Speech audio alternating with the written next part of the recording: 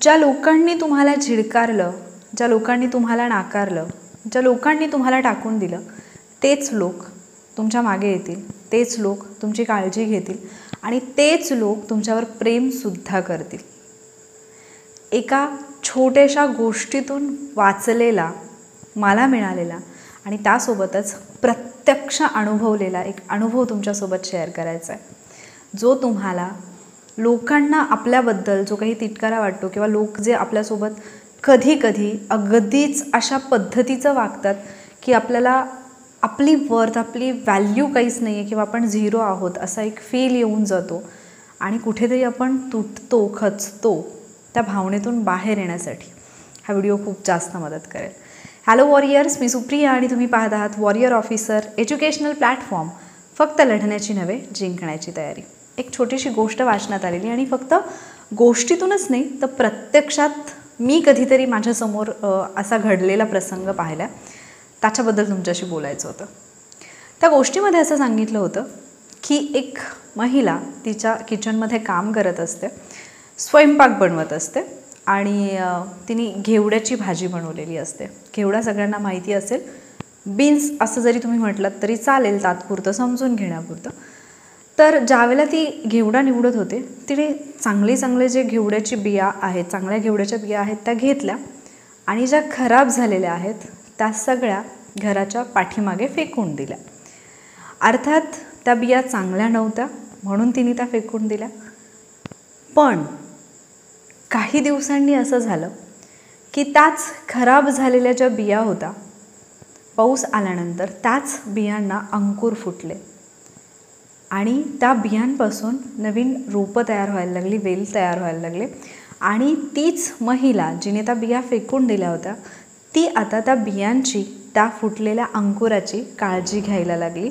त्यांची वाढ चांगली व्हावी म्हणून त्यांना ती जपायला लागली. आता याचा अर्थ काय झाला, म्हणजे एक दिवस आपल्या काहीही कामाची नसणारी ती गोष्ट खराब म्हणून जी तिने फेकून दिली, त्याच गोष्टीची ती नंतर काळजी घ्यायला लागली. तुम्हीही खूप वेळा असं पाहिलं असेल, जसं मी सुद्धा खूप वेळा पाहिले की असंच एखादी गोष्ट जस्ट टाकाऊ आहे, कामाची नाही म्हणून आपण फेकून देतो, पण नंतर तिची व्हॅल्यू आपल्याला समजते आणि आपण त्या गोष्टीची किंमत करायला लागतो, त्या गोष्टीची काळजी घ्यायला लागतो, त्या गोष्टीवरती प्रेम करायला लागतो. आणि हे तुमच्या बाबतीतही होईल. तुम्हालासुद्धा कुणीतरी कधीतरी असंच फेकून दिलेलं असेल, आयुष्यातून काढून टाकलेलं असेल, धक्का दिलेला असेल, धोका दिलेला असेल, नाकारलेलं असेल आणि त्यावेळेला आपल्याला असं वाटलं असेल की माझी व्हॅल्यू काहीच नाही आहे का, माझी किंमत काहीच नाही आहे का.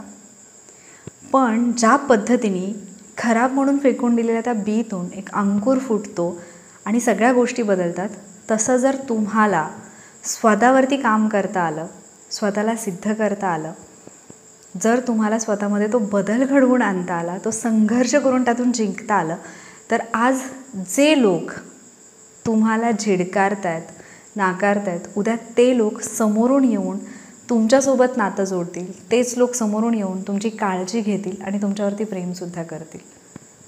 पण याच्यासाठी ज्यावेळेला आपल्याला कोणीतरी फेकून दिलेलं असतं, फेकून इन द सेन्स प्रत्यक्षात फेकून नाही, पण ती जी भावना असते, ती जी फिलिंग असते आपल्याला येणारी, ज्यावेळेला आपण तो अनुभव घेतो त्यावेळेला आपण खचून न जाता स्वतःला सिद्ध करण्यासाठी तयार झालं पाहिजे. हा अनुभव स्पर्धा परीक्षा करणाऱ्या स्टुडंट्सना खूप कॉमनली येतो की जेव्हा ते प्रिपरेशनच्या स्टेजमध्ये असतात त्यावेळेला त्यांची व्हॅल्यू कोणालाही कळत नाही. उठता बसता लोक टोमणे मारत असतात, त्यांना खूप जास्त हिणवत असतात, त्यांना सपोर्ट करणारे फार थोडे मोजकेच लोक असतात, पण मागे खेचणारे, हिणवणारे, तू कसा काय आयुष्यामध्ये सक्सेसफुल होऊच शकणार नाही, तुझ्या आयुष्यात म्हणजे तुझा असूनही काही फायदा नाही आहे, तुझी वर्थ किती झिरो आहे, हे दाखवून देणारे लोक पावलापावलावरती भेटत असतात. जो या सगळ्यामध्ये गुंतून राहतो, रडतो, खचून जातो, तो डिप्रेशनच्या आहारी जातो आणि तो लाईफमध्ये कुठेच पोहोचू शकत नाही. पण ज्याला या सगळ्या गोष्टींना इग्नोर करून आपल्या ध्येयावरती लक्ष केंद्रित करता येतं, तो स्वतःला सिद्ध करतो. आणि जे लोक आज असं म्हणत असतात तू आयुष्यात काहीच करू शकणार नाही, तेच लोक उद्या म्हणजे ज्या वेळेला सिलेक्शन होतं, रिझल्ट येतो त्यावेळेला म्हणतात, अरे आम्हाला तर विश्वास होता की तू करून दाखवशील. हे फक्त स्पर्धा परीक्षेच्या बाबतीतच होत नाही, त्याच क्षेत्राच्या बाबतीत होत नाही. हे कुठल्याही क्षेत्रामध्ये माणूस जेव्हा असतो ना, त्या प्रत्येकाला हे अनुभव आलेले असतात. तुमच्या आईवडिलांनी खूप वेळा हा अनुभव घेतलेला असेल, तुमच्या मित्रमैत्रिणींनी हा अनुभव घेतलेला असेल, प्रत्यक्षात तुम्हीसुद्धा हा अनुभव घेतलेला असेल.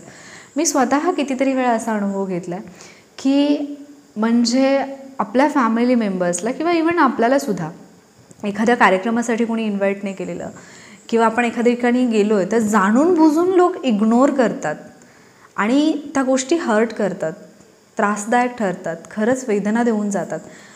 पण आपल्या मेहनतीने, आपण केलेल्या कष्टामुळे आपले दिवस अशा पद्धतीने बदलतात, आपलं आयुष्य अशा पद्धतीने बदलतं की ज्या लोकांनी आपल्यासमोरून कधीतरी असं तोंड फिरवून गेलेले असतात, आपल्याला ओळखही दिलेली नसते, ते लोक आपल्या नावाने त्यांची ओळख सांगत असतात.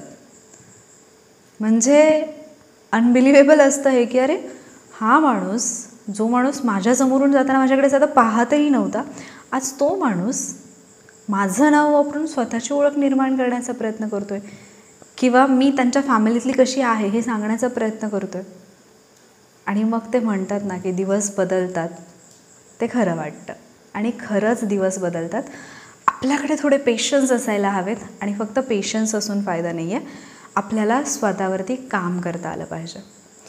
लक्षात ठेवा, ज्या परमेश्वराने ही सृष्टी निर्माण केली आहे, हे जग निर्माण केलं आहे, एकही गोष्ट या जगामध्ये, या सृष्टीमध्ये अशी नाही आहे जिची व्हॅल्यू नाही आहे. प्रत्येक गोष्टीची काही ना काहीतरी व्हॅल्यू आहे.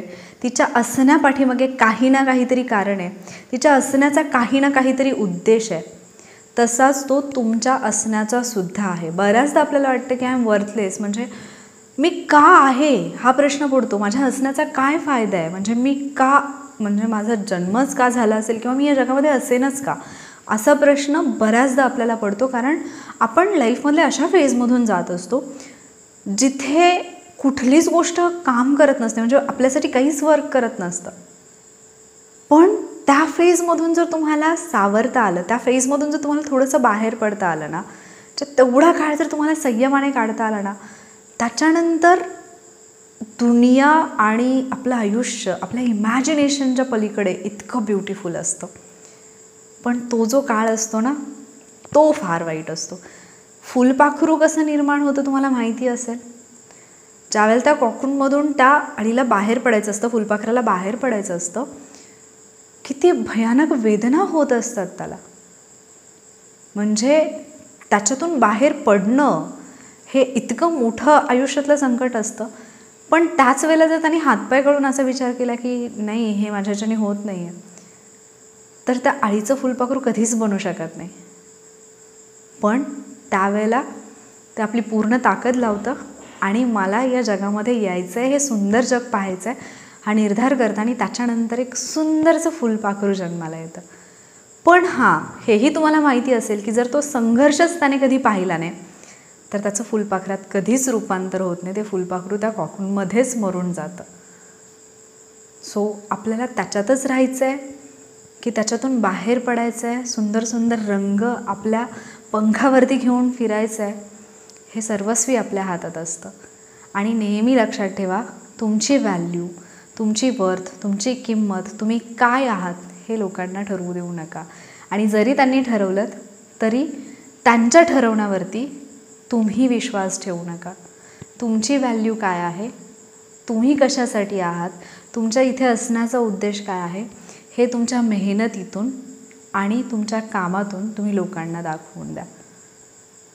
सो तुम्ही कधी असा अनुभव घेतला आहे का टाकून दिल्यासारखा, हे मला कमेंटमध्ये नक्की सांगा. आणि जर तो अनुभव तुम्ही घेतला असेल तर या व्हिडिओनंतर आत्ता तुमची फिलिंग काय आहे आणि तुम्हाला काय वाटते हे सुद्धा मला न विसरता सांगा. जर हा विचार आवडला असेल, माझा हा अनुभव तुम्हाला पटला असेल, तर व्हिडिओला लाईक आणि शेअर करायला विसरू नका. आणि त्यासोबतच चॅनलवरती नवीन असाल तर असेच व्हिडिओज पाहण्यासाठी आपल्या चॅनलला सबस्क्राईब नक्की करा. लवकरच भेटूयात पुढच्या व्हिडिओमध्ये. थँक्यू.